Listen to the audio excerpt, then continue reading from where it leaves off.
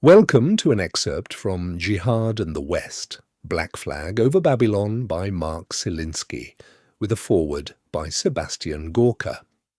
It was published by Indiana University Press in Bloomington and Indianapolis.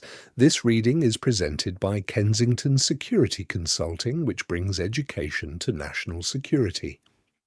This reading continues with Chapter 8 and looks at a mass killing of Western tourists on a Tunisian beach.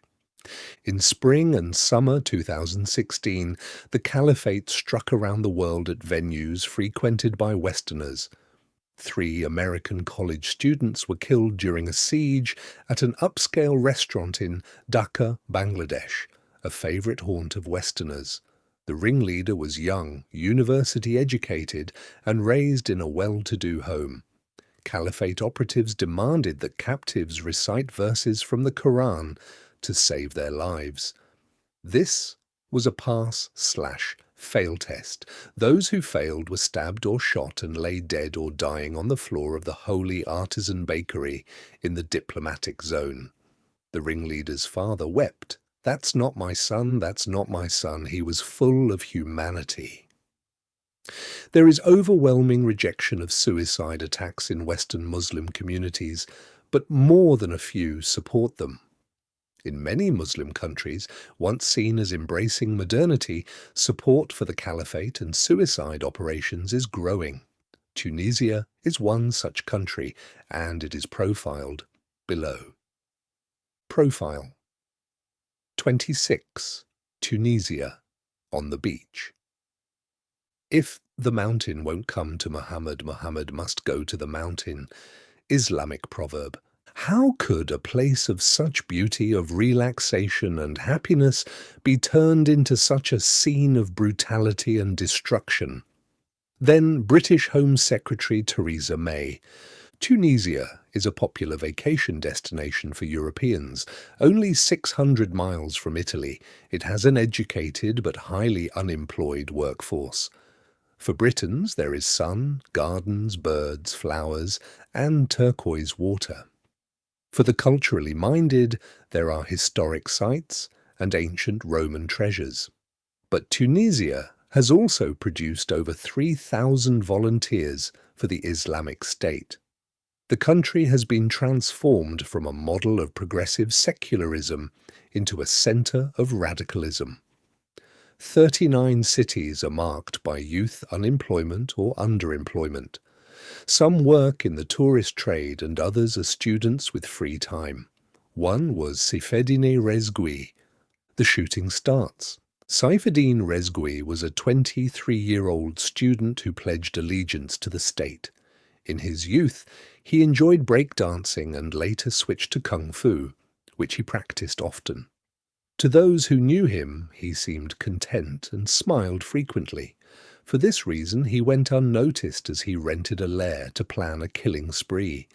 From his safe house near popular resorts, Rezgui could walk near the Marhaba Hotel and mingle among European guests to plan his attack. He would later return, this time with an assault weapon, to walk along the shoreline of a Tunisian resort and kill Westerners. Ambling from the beach to the pool to the lobby, he sprayed fire at anyone who looked European. He did so as an operative for the state and with apparent merriment. By the end of his spree, he had shot dead 38 foreigners, 30 of whom were British. Rezgui decided who would live and who would die. One young woman spoke Arabic to him and convinced him she was a fellow Muslim. The killer chuckled. "You go away." A Briton recalled he was laughing and joking around like a normal guy. Rezgui walked up to a local mechanic and said with a smile, "I don't want to kill you, I want to hit tourists." The survivors recounted the panic, the running, and the gunshots. Some people went to their rooms to barricade themselves. As with the Florida killer a year later, his Tunisian counterpart laughed and smiled as he shot his victims. There were heroes on the beach that day. A 61-year-old man pounded the beach, searching for survivors and rendering aid amid periodic gunfire. He used towels to bandage those with gunshot wounds. A British nurse wanted to help, but she couldn't. She had been shot in both legs. Sarah Wilson recounts how her fiancé, Matthew, took bullets for her. Matthew put himself in front of me, then he was hit, he moved, and the man shot him again. Matthew lived, but not Rezgui, the killer. A police officer shot the murderer as he knelt, praying. Rezgui stumbled, and a shop owner threw terracotta tiles onto his head. A police officer fired a coup de grace into his skull. The Caliphate claimed the massacre was an attack upon the nests of fornication, vice and disbelief in God. Worse is to follow. The state's supporters chuckled about the butchery and posted morbidly sarcastic comments on their tweets, but most Britons were sombre. A national moment of silence was held in the House of Commons, and royalty and commoners alike took part.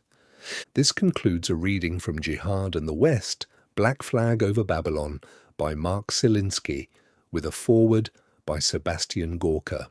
If you enjoyed it, please consider subscribing to continue listening to other chapters. The book is available online or at major bookstores worldwide. Dr. Selinsky's latest book, Cauldron of Terror, Hamas, Israel, and the World, will be available for purchase in early spring 2026. This reading does not represent the official position of any agency or individual within the United States government. On behalf of Kensington Security Consulting, thank you for listening.